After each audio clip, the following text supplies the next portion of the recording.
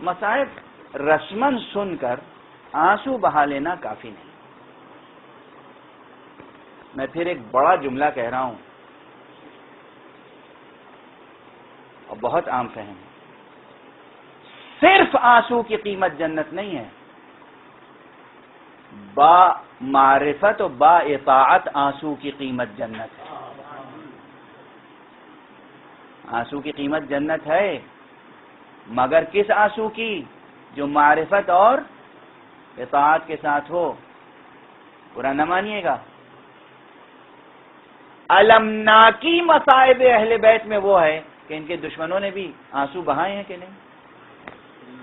تاریخ جناب علی اصغر نے جب سوکھی ہوئی زبان پھرائی کی ہونٹوں پر، پوری فوج رو پڑی تھی یا نہیں؟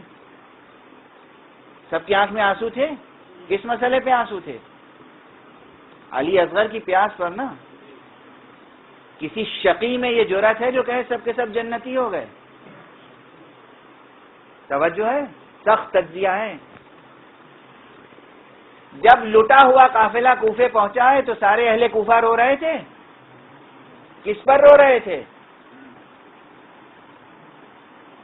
اسیروں کو دیکھ کر، اہل حرم کو دیکھ کر، کٹے ہوئے سروں کو دیکھ کر. جناب بی بی زینب نے ان پہ لعنت بھیجی یا نہیں؟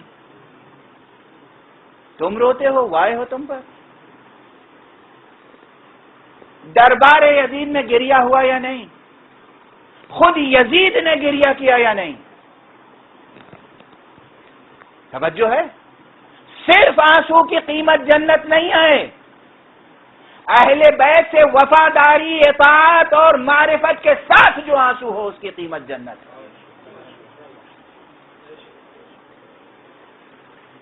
ہے قیمت جنت.